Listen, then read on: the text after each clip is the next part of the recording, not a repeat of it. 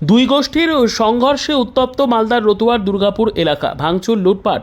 গতকাল রাতে টোটো রাখাকে কেন্দ্র করে বিবাদের সূত্রপাত, আর সেই বিবাদের জেরে দুই গোষ্ঠীর সংঘর্ষের জেরে একের পর এক দোকান, বাড়ি, গাড়ি ভাঙচুর, চলল লুটপাট। একদিকে যখন ইটপাটকেল নিয়ে এক পক্ষ অপর পক্ষের ওপর হামলা চালায়, এমনকি ব্যাপক বোমাবাজি করা হয় বলে অভিযোগ। রাতে ঘটনাস্থলে বিশাল পুলিশ বাহিনী পৌঁছে পরিস্থিতি নিয়ন্ত্রণে নিয়ে আসে। এখনও এলাকার পরিবেশ থমথমে, বন্ধ দোকানপাট, এলাকায় চলছে পুলিশি টহলদারি। এই ঘটনায় উভয় পক্ষের 21 জনকে পুলিশ গ্রেপ্তার করেছে বলে জানিয়েছেন মালদার পুলিশ সুপার প্রদীপ কুমার যাদব। এটা টোটো নিয়ে কেন্দ্র করা হয়েছে। সেই টোটোটা রাখা ছিল মন্দিরের সামনে। কিছু একটা হয়তো কুকীর্তি বা কুকথাগুলো বলেছে, হয়তো টোটোটা একটু মানে কিছু একটা ভেঙেছে, যেটার জন্য যে টোটোর মালিক, যে টোটোর ওনার, সে কিন্তু নিজের টোটোর প্রোটেক্ট করতে চেয়েছিল। সেই নিয়েই কিন্তু তারা একটু হয়তো বাঁশ লাঠি বা এদিক থেকে বাঁশ লাঠি উঠানো হয়েছে, যেটাকে সাম্প্রদায়িক দাঙ্গা বলা হচ্ছে। আমার মতে হচ্ছে এটা সাম্প্রদায়িক দাঙ্গা নয়, এটা হচ্ছে পার্সোনাল দাঙ্গা।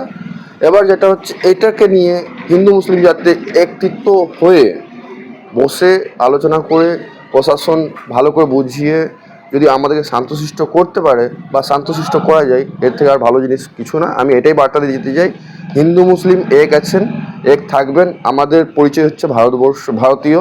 সেই ভারতবর্ষে আমরা বাস করি, আর আমাদের পরিচয় যেটা আছে সেই পরিচিতটাকে যাতে উল্লঙ্ঘন না করা হয়, আমাদেরকে একত্রিতভাবে থাকতে হবে।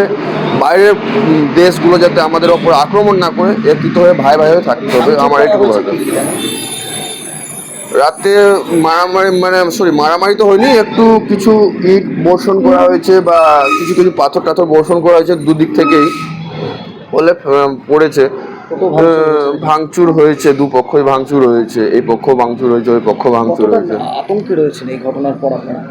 আতঙ্ক বলতে এখন তো আমাদের পুলিশ বাহিনী, আমাদের রতুয়া থানা বা মালদা ডিস্ট্রিক্টের পুলিশ বাহিনী আছেন, তারা প্রোটেক্ট করছেন, এটুকু বিশ্বাস আছে। আইনের দিক থেকে আমাদের খুব সুন্দর প্রোটেক্ট চলছে, কিন্তু যেগুলো ভাঙচুর হয়েছে সেগুলো হওয়া উচিত ছিল না। কিন্তু এলাকায় শান্তি ফিরে আসুক, এটা কামনা করেন? অবশ্যই অবশ্যই, কখনো চাইবো না যে আমাদের এলাকায় অশান্তি থাকুক, অবশ্যই শান্তি কামনা করি। আমি অনিমেষ সাহা, আমার বাড়ি দুর্গাপুর, পেশায় একজন ব্যবসায়ী আমি। তো রাত্রি 9টা নাগাদ, 9টা থেকে 9:15 নাগাদ আমি বাড়ি গেলাম। বাড়িতে আমি খাবার খাচ্ছিলাম আর কি। সেই টাইমে দেখি অনেক জোরে জোরে এলোপাথারি মানে ইট পাটকেলের ছড়ার আওয়াজ আসছে।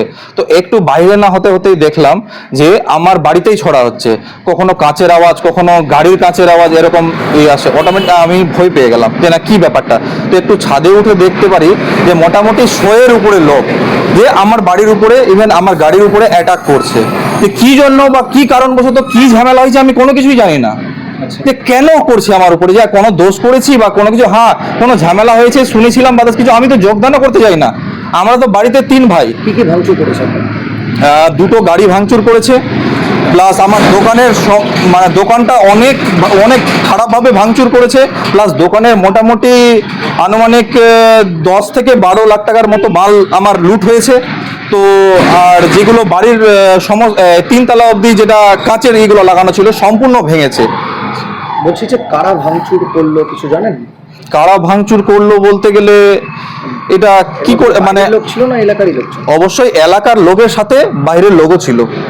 আমি আওয়াজ শুনতে পেয়েছি, অনেক অনেক অনেক বোমাবাজির আওয়াজ শুনতে পেয়েছি।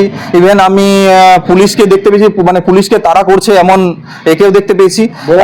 হ্যাঁ, বোমাবাজি করা হয়েছে। কতগুলো বোম পড়েছে? বোমাবাজি না করেও 20-25টার মতো বোমাবাজির আমি আওয়াজ পেয়েছি বাড়ি থেকে। অবশ্যই আমার বাড়িতে একটা 2 বছরের ছোট বাচ্চা, ওকে নিয়ে আমি খাবার খাচ্ছিলাম। ও জিজ্ঞেস করছে বাবা কি হচ্ছে, বাবা কি হচ্ছে। আমি তো মানে পুরো হতভম্ব হয়ে গেলাম। আমি ওকে এত ছোট বয়সে কি অ্যান্সার দিব, আমরা কি পরিবেশে থাকছি। কত টাকার কি থেকে হলো? আমি কোনো কিছুই জানি না। পরে থেকে আমি শুনছি যে না, একটা টোটো নিয়ে কি মন্দিরের সামনে একটা টোটো ডাকছিল, ওই নিয়ে ঠেলাঠেলি। তাতে আমার সাথে কি সম্পর্ক, যে আমার বাড়ি এফেক্টেড কেন হবে, আমার দোকান কেন এফেক্টেড হবে, এটার ক্ষতিপূরণটা কে দেবে? এটা কি কোনো হিন্দু মুসলিমের কোনো বিষয় ছিল না? আমি আদৌ জানতে চাইনি, আর এখন পর্যন্ত আমি বুঝতে পারছি না যে এটা হিন্দু মুসলিমের বিষয় বা কিছু হয়েছে আপনার। তবু আমার দোকানে আনুমানিক 10 লাখ টাকার মতো মাল গেছে। বাইরে আমি এই সাইডে আমি মালগুলো রাখি, ওই সাইডেও থাকে, আনুমানিক 10 লাখ টাকার মতো মাল গেছে। এই ফ্যান ট্যান সবকিছু চুরমার করে দিয়েছে। গাড়ি ভাঙচুর তো হয়েছে, বাড়িতেও সম্পূর্ণরূপে ভাঙচুর হয়েছে। এখন কি অবস্থা, এখন কতটা আতঙ্কে রয়েছে? এখন পুলিশি ব্যবস্থা নেওয়া হয়েছে, পুলিশরা মানে টহল দিচ্ছে আর কি। তো এখন মোটামুটি সেফ আছি। তো এখন জানি না আগামী দিনে কতটা আমরা সেফ থাকবো। কি চাইছেন এখন আপনারা? অবশ্যই সব থেকে প্রথমে চাইবো যে আমার ক্ষতিপূরণটা কিভাবে দেওয়া হয়, আমার ক্ষতিপূরণ কিভাবে দেওয়া হয়, আর যারা দোষী ওদেরকে খুঁজে বের করে উপযুক্ত শাস্তি। ব্যুরো রিপোর্ট, উত্তর বাংলা সংবাদ।